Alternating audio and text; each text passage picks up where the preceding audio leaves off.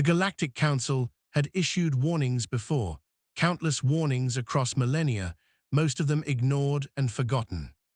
Empires rose, species burned out, stars dimmed, and the Council remained ancient and weary custodians of balance. But this warning was different, delivered in an emergency convocation that echoed across hyperspace channels. Human ships are special, you will soon find out why.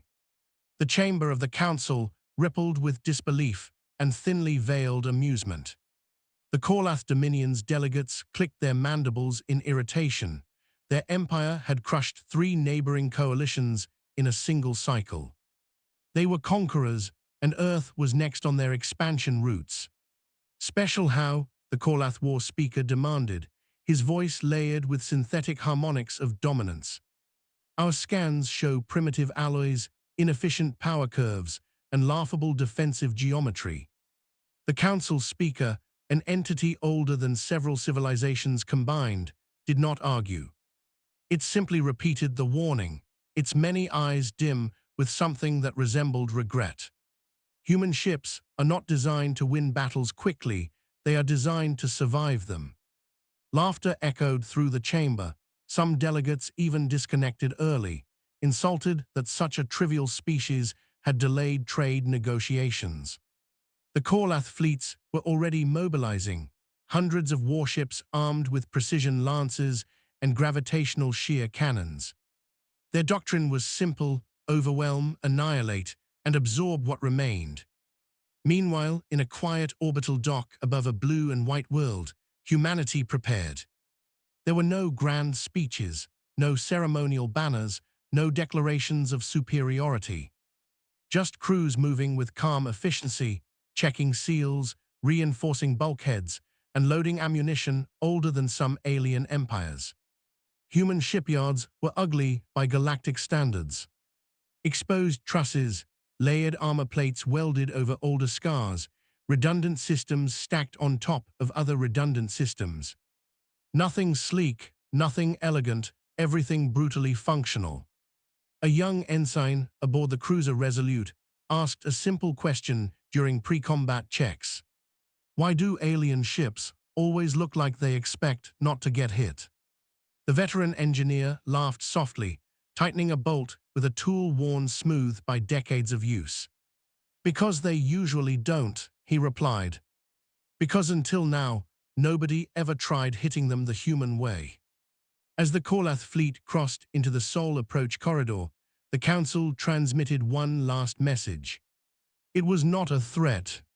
It was not a plea. It was an epitaph in advance. Do not judge human ships by how they look when they arrive. Judge them by how they look when they leave. The Korlath ignored it. They would soon find out why they should not have. The opening salvo was devastating by every known tactical metric. Korlath lances tore through space, collapsing shields and boiling vacuum into plasma storms.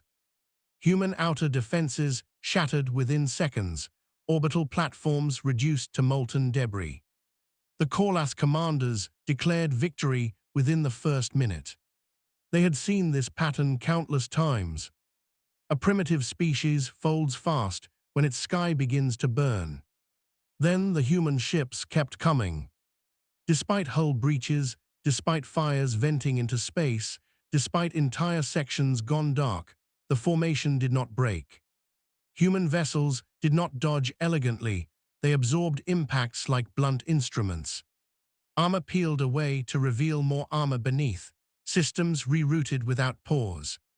A Korlath tactical officer hesitated as scans updated. Enemy vessels still advancing. Structural integrity below acceptable survival thresholds. Then why are they not dead? The war speaker snapped. Because human ships were not built around perfection. They were built around failure. Every system assumed something else would break and planned accordingly. A Korlath cruiser fired a concentrated barrage into a human destroyer's midsection, splitting it nearly in half. The alien crew celebrated, marking the kill. Seconds later, the destroyer rammed forward, engines flaring wildly. It collided with the Kalath cruiser at relativistic speed, not as a last act of desperation, but as a calculated maneuver. Human ships carried mass intentionally. They were heavy, dense, stubborn things, designed to turn themselves into weapons when everything else was gone. The explosion crippled two nearby Kalath vessels, debris shredding their exposed hull architecture. Suddenly, the Kalath formation faltered. Their ships were never meant to be hit by solid objects. Human commanders said nothing. They adjusted vectors, tightened formations, and pushed deeper into enemy lines. Every loss was logged, every sacrifice accounted for. A Kalath officer whispered a phrase that had never appeared in their combat lexicon before. "They are still fighting." The Galactic Council observed silently, ancient faces unmoving. They had seen this before. Not with humans, but with extinct species who shared the same trait. Persistence beyond reason. As human boarding pods slammed into Kalath hulls, cutting through with crude but effective breaching charges, the truth became impossible to ignore. Human ships were not platforms for war. They were delivery systems for something far worse. Human intent. The first captured Kalath commander was brought before a human fleet captain, restrained but uninjured. He expected interrogation, threats, perhaps ritual humiliation. Instead, he was offered water, medical stabilization, and a simple explanation. "You were warned," the captain said calmly. The Kalath hissed in defiance, though his eyes betrayed confusion. "Your ships are inefficient, damaged, ugly. You should have lost." The captain nodded, accepting the observation. "Yes," he replied. "That's because you think ships exist to avoid damage." Human doctrine was displayed on a holoscreen, not as propaganda, but as engineering philosophy. Layered redundancies, manual overrides, physical controls beside digital ones. Armor not to stop hits, but to slow them enough for crews to respond. "Your ships are special," the captain continued, "because they are built with the assumption that something will go wrong, and that the crew will still be there when it does." Kalath vessels relied on automation and precision. Human vessels relied on adaptability and stubborn refusal to die. As the battle continued outside, Kalath losses mounted at an accelerating rate.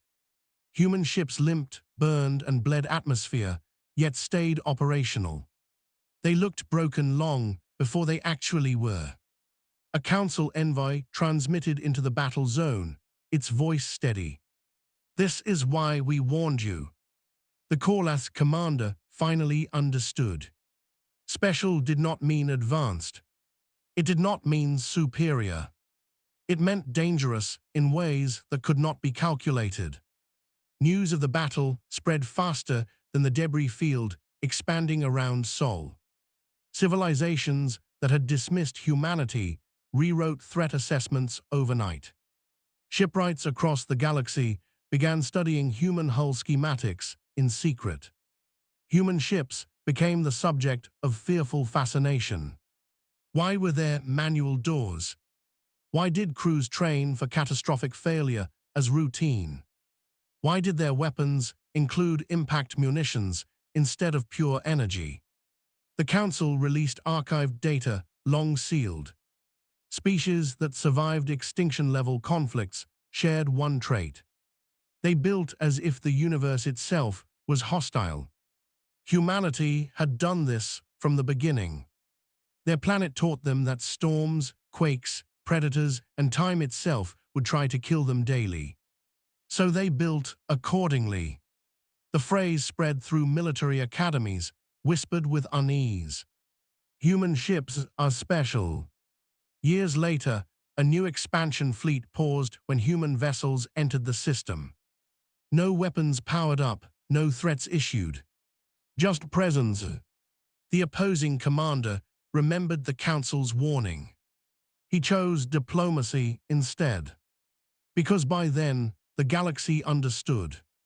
Human ships were not terrifying because they were strong. They were terrifying because they endured. And once you learned why, it was already too late.